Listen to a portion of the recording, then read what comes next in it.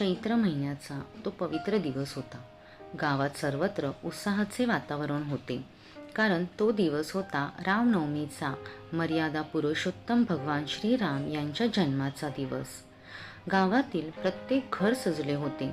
मंदिरात फुलांचा सुगंध दरवळत होता आणि सर्वत्र जय श्रीरामचा गजर होत होता. त्या गावात आरव नावाचा एक 15 वर्षाचा मुलगा राहत होता.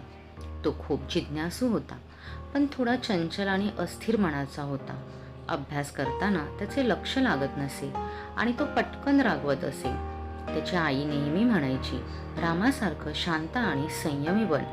रामनवमीच्या दिवशी गावातील मंदिरात एक मोठा कार्यक्रम आयोजित केला होता. तिथे एक वृद्ध साधू आले होते. त्यांचे नाव होते स्वामी आनंदानंद. त्यांचे तेजस्वी व्यक्तिमत्व पाहून आरव खूप प्रभावित झाला. आरवने साधूंना विचारले, स्वामीजी, श्रीराम इतके महान कसे झाले? त्यांच्यात इतकी शांती आणि सामर्थ्य कसं आलं? स्वामीजी हसले आणि म्हणाले, बाळा, राम फक्त राजा नव्हते, ते एक महान योगी आणि मंत्रशक्तीचे ज्ञाता होते. त्यांचं जीवन म्हणजे योग, शिस्त आणि मंत्रांचा सुंदर संगम होता. आरव उत्सुकतेने त्यांच्या जवळ बसला. स्वामीजी सांगू लागले, लहानपणीच श्रीरामांना गुरुकुलात पाठवण्यात आलं. तिथे त्यांनी फक्त शस्त्रविद्या नाही तर योगविद्या देखील शिकली. रोज सकाळी ते सूर्यनमस्कार करत, ध्यान करत आणि प्राणायाम करत. एकदा त्यांच्या गुरूंनी त्यांना सांगितलं, राम, शरीर मजबूत असणं महत्त्वाचं आहे, पण मन स्थिर असणं त्याहूनही महत्त्वाचं आहे. योगामुळे मन शांत होतं. राम रोज अनुलोम विलोम प्राणायाम, भ्रामरी प्राणायाम आणि ध्यान करत असत. त्यामुळे त्यांचं मन नेहमी शांत आणि एकाग्र राहायचं. आरवने विचारलं, स्वामीजी, योग केल्याने खरंच मन शांत होतं का?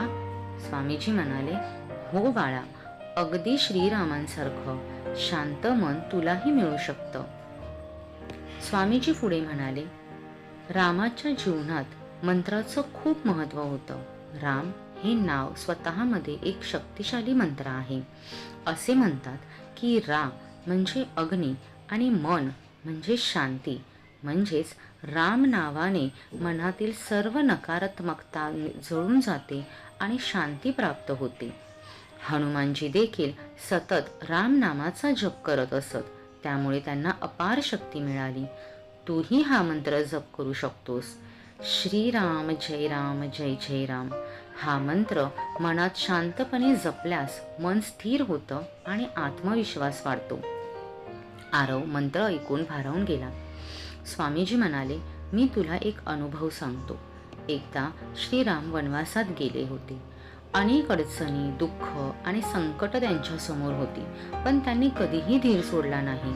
रोज सकाळी ते ध्यान करायचे, प्राणायाम करायचे आणि राम नामाचा जप करायचे. एक दिवशी लक्ष्मणांनी विचारलं, भाऊ, इतक्या संकटात तुम्ही इतके शांत कसे राहता? राम हसून म्हणाले, लक्ष्मणा, योग आणि मंत्र मला शक्ती देतात. जेव्हा मन शांत असतं तेव्हा कोणतीही अडचण मोठी वाटत नाही.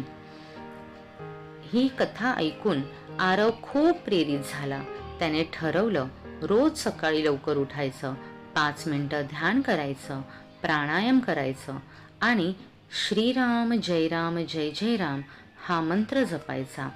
पहिल्या काही दिवसात त्याला थोडं कठीण वाटलं, पण हळूहळू त्याला फरक जाणवू लागला. त्याचा राग कमी झाला, मन शांत झालं आणि अभ्यासातही लक्ष लागू लागलं. त्याची आई खूप आनंदित झाली आणि म्हणाली, बाळा, तू खरंच रामाच्या मार्गावर चालायला सुरुवात केली आहेस. रामनवमी म्हणजे फक्त उत्सव नाही, तो आपल्याला शिकवतो शिस्तबद्ध जीवन जगणं, योग आणि ध्यानाचं महत्त्व, मंत्रशक्तीवर विश्वास ठेवणं आणि नेहमी सत्य आणि धर्माच्या मार्गावर चालणं. स्वामीजी शेवटी म्हणाले, रामासारखं बनणं म्हणजे मोठं काही करणं नाही, तर रोज छोट्या चांगल्या गोष्टी करणं. योग, मंत्र आणि चांगले विचार हेच रामाचे खरे आशीर्वाद आहेत. कथेच्या शेवटी सर्वांनी एकत्र मंत्र जप केला, श्रीराम जय राम जय जय राम, श्रीराम जय राम जय जय राम. मंदिरात एक वेगळीच ऊर्जा निर्माण झाली. आरवच्या डोळ्यात आनंदाश्रू आले. त्याला जाणवलं, राम फक्त एक देव नाहीत, तर एक मार्ग आहेत, शांतता, योग आणि प्रेमाचा मार्ग. रोज 10 मिनिटं योग करा, 5 मिनिटं तरी मंत्र जप करा आणि नेहमी सकारात्मक विचार ठेवा. राम तुमच्यातच आहे, फक्त त्यांना जागा करण्याची गरज आहे. व्हिडिओ जर आवडला असेल तर व्हिडिओला लाईक, शेअर, सबस्क्राईब करायला विसरू नका.